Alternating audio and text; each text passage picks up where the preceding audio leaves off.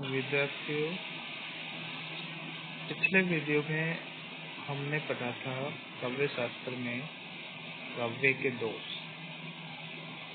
विद्यार्थियों, आज हम पढ़ेंगे काव्य के गुण। दोष और गुण में क्या अंतर आता है? दोष का मतलब होता है कमी और गुण का मतलब होता है जो परोपकार होता है, जो शोभा बढ़ाते हैं, उनको हम गुण बोलते हैं। तो देखिए, काव्य की परिभाषा, काव्य गुण। टॉपिक आज का रहेगा अपना काव्य गुण। जिस प्रकार मनुष्य के शरीर में शूरवीरता, सच्चरित्रता, उदारता, करुणा, परोपकार आदि मानवीय गुण होते हैं, ठीक उसी प्रकार काव्य में भी प्रसाद, ओज, माधुर्य आदि गुण होते हैं। जैसे चारित्रिक गणों के कारण मनुष्य की शोभा बढ़ती है, यानी जो अपने चारित्रिक गुण होते हैं उनके कारण हमारी शोभा बढ़ती है। वैसे ही काव्य में इन गुणों का संचार होने से, गुण कौन कौन से हैं? प्रसाद, ओज और माधुर्य, इन तीनों गुणों के संचार होने से उसके आत्म तत्व या रस में जो दिव्य चमक आती है, या जो रस में चमक आती है, उसको क्या बोलते हैं?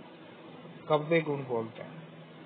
तो हिंदी साहित्य में सामान्यतः आचार्य वामन द्वारा परिवर्तित रीति संप्रदाय को ही गुण संप्रदाय भी कहा जाता है।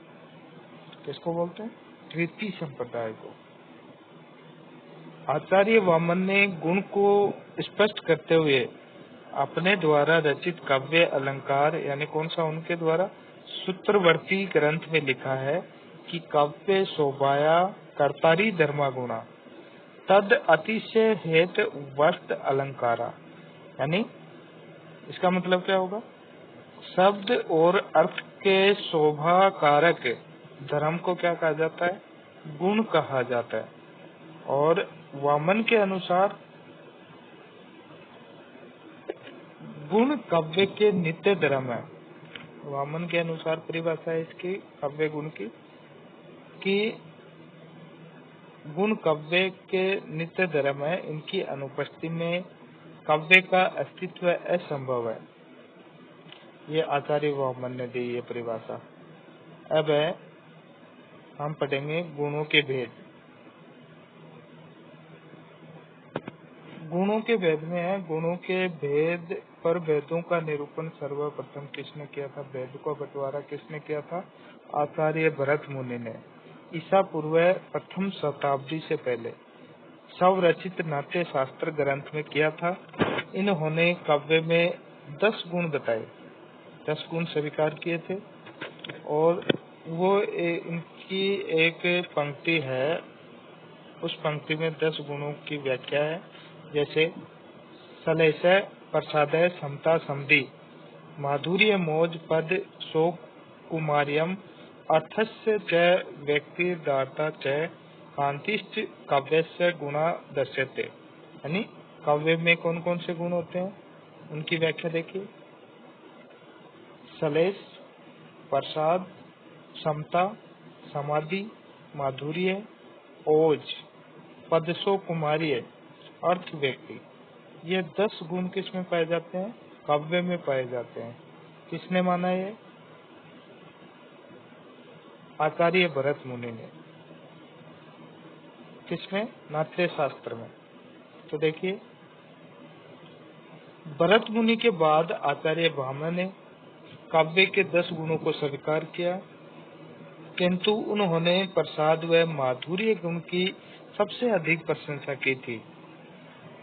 वामन के बाद में आचार्य दंडी ने भी भरत मुनि के अनुसार ही काव्य के 10 गुण स्वीकार किए, और उनका भी यही पद है: सलेश, प्रसाद, समता, माधुर्य, सुकुमारता, अर्थ, व्यक्ति, उदारत्व, मोजय, कांति, समाधि इति वेदर्भ मार्गस्य प्राणा 10 गुणा स्मृता ऐसा विपर्य प्राय दृश्यते गौड़वत्रमणि।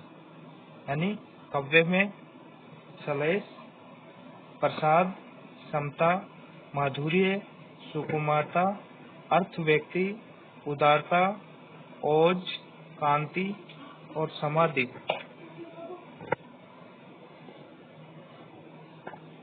ये 10 गुण होते हैं। ये 10 गुण वैदर्भी मार्ग के प्राण माने जाते हैं तथा इनकी विपरीतता गौड़ी मार्ग में देखी जाती है। अब है दंडी के बाद में आचार्य वामन। आचार्य वामन ने मुख्यतः 2 प्रकार के गुण स्वीकार किए।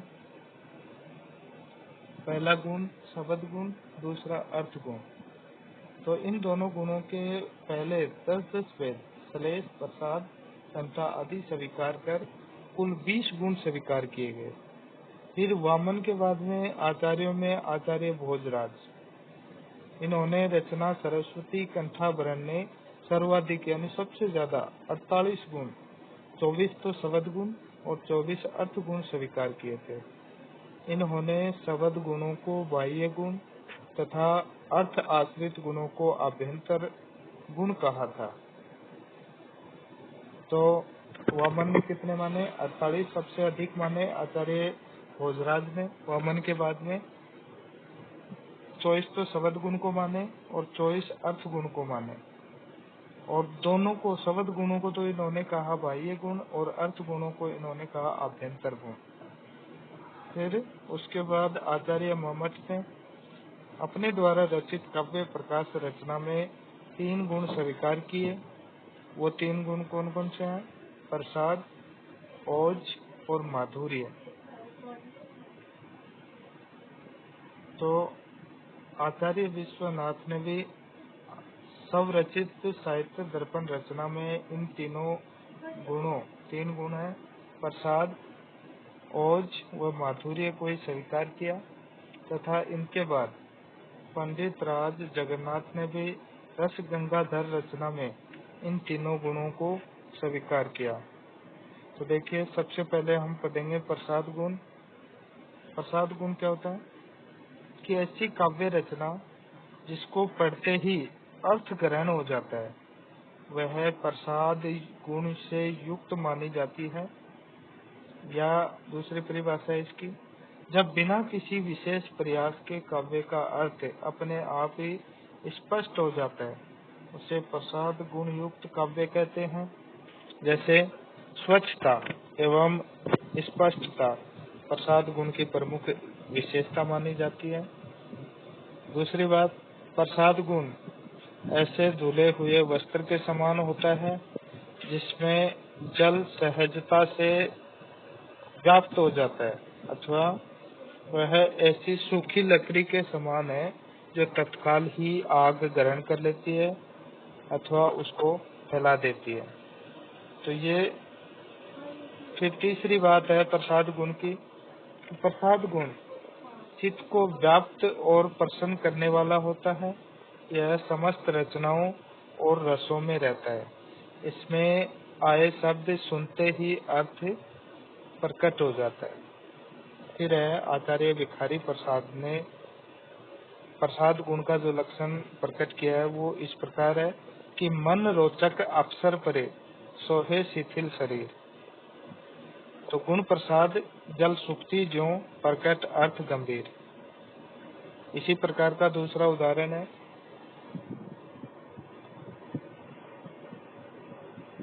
हे प्रभु आनंद दाता ज्ञान हमको दीजिए, शीघ्र सारे दुर्गुणों को दूर हमसे कीजिए, लीजिए हमको शरण में हम सदाचारी बने, ब्रह्मचारी धर्म रक्षक भी व्रतधारी बने। तो इसमें भी कौन सा गुण है? प्रसाद गुण। सीधा सीधा अर्थ समझ में आ रहा है। दूसरा उदाहरण है, जाकी रही भावना जैसी प्रभु मूर्ति देखी तिन तैसी। इसी में भी प्रसाद गुण है। अगली पंक्ति है, अगला जो उदाहरण है, बिखेर देती वसुंधरा मोती सबके सोने पर रवि बटोर लेता है उनको सदा सवेरा होने पर। फिर अगला उदाहरण, नर हो न निराश करो मन को, काम करो कुछ काम करो, जग में रहकर कुछ नाम करो। तो इस पंक्ति में भी सीधा अर्थ समझ में आ रहा है।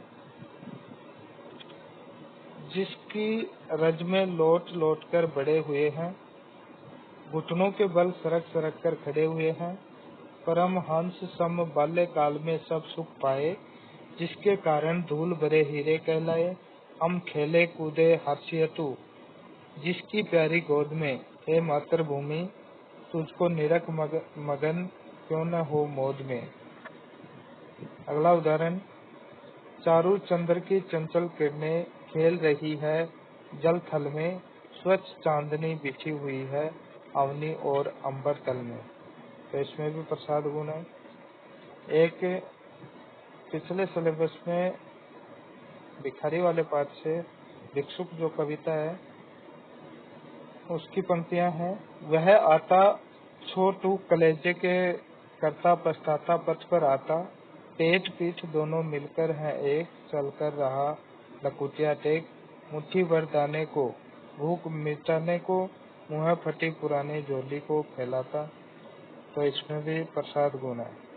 इसके बाद दूसरा जो गुण है वो है ओज गुण। ओज गुण का मतलब ऐसी काव्य रचना जिसको पढ़ने से चित्त में जोश, वीरता, उल्लास आदि की भावना उत्पन्न हो, वह ओज युक्त काव्य रचना मानी जाती है। इसकी रीति कौन सी है? गोडी रीति। गोडी रीति की तरह इसमें संयुक्त अक्षरों या टय वर्गीय वर्णों, सामासिक पदों एवं रेफ युक्त वर्णों का प्रयोग अधिक किया जाता है। और इसके रस हैं वीर, रौदर, भयानक, विभत्स आदि रसों की रचना में ओज गुण ही अधिक पाया जाता है। तो आचार्य भिखारी दास ने इसका लक्षण इस प्रकार प्रकट किया है कि उदत अक्षर जहाँ बरे निश्चय तय युत मिलियाई, ताही ओज गुण कहत है ये परवीन कविराई।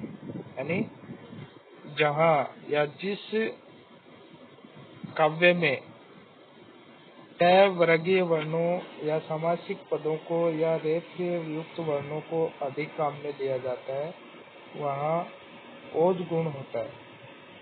जैसे उदाहरण है, चिकरही दिग्गज डोल मही, अही लोल सागर खर बरे, मन हरक सम गंधर्व सुरमुनि, नाग किन्नर दुख टरे, कट कटही मरकट विकट भट बहु, कोटि कोटिन दावही, जय राम परबल प्रताप कौशल, नाथ गुण गण गावनी।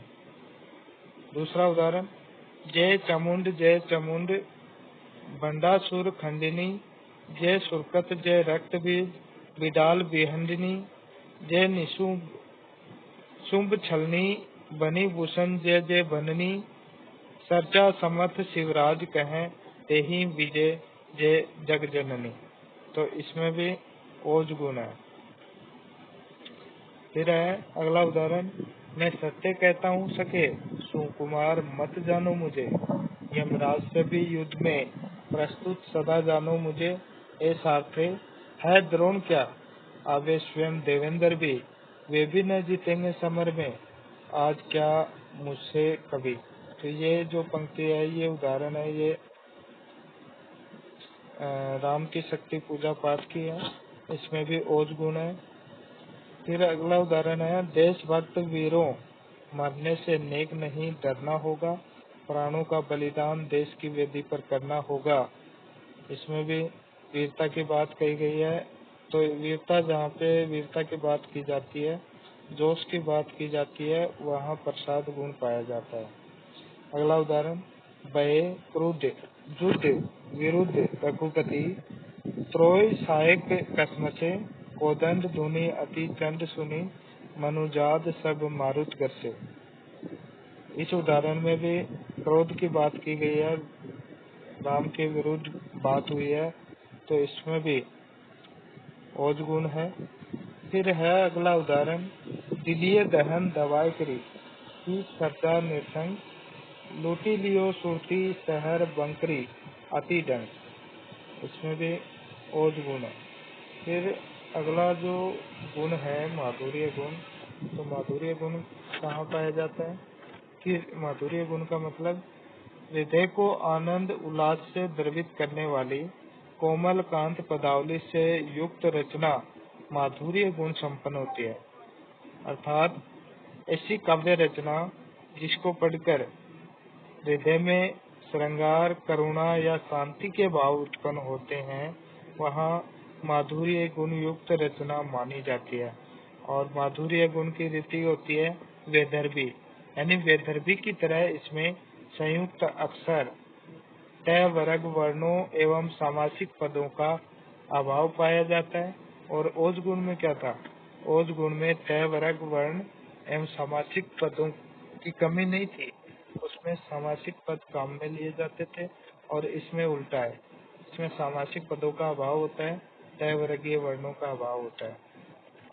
तो जहाँ सामासिक पदों का पूर्ण अभाव होता है तथा अत्यल्प प्रयोग किया जाता है, वहाँ माधुर्य गुण होता है। इसके रस हैं श्रृंगार, हास्य, करुण, शांत आदि रसों से युक्त रचनाओं को माधुर्य गुण कहा जाता है। आचार्य भिखारी दास ने इसका लक्षण निम्न प्रकार प्रकट किया, जैसे अनुस्वार औ वर्ग युत सवे वरन अठ वर्ग, अक्षर जामे मर्दू करे सो माधुर्य निसर्ग। जैसे उदाहरण है अमी हलाहल मद बरे, श्वेत श्याम रतनार, जियत मिरत झुकी झुकी परत, जे चितवट एक बार। तो इसमें तय वर्ग को शामिल नहीं किया गया है, सामासिक पद भी नहीं है, इसमें माधुर्य गुण है। कंकनी किंकिनी नुपुर ध्वनि सुनी, कहत लखन सम राम हृदय गुनी, मानहु मदन दुंदुबी दिनहि, मनसा विश्व विजय कर लिनहि। अगला उदाहरण बतरस लालच लाल की, मुरली धरी लुकाए, सोहा करे बोहिनी हंसे, देन कहे नट जाए। तो ये कुछ उदाहरण हैं, इसमें श्रृंगार रस है और माधुर्य गुण है।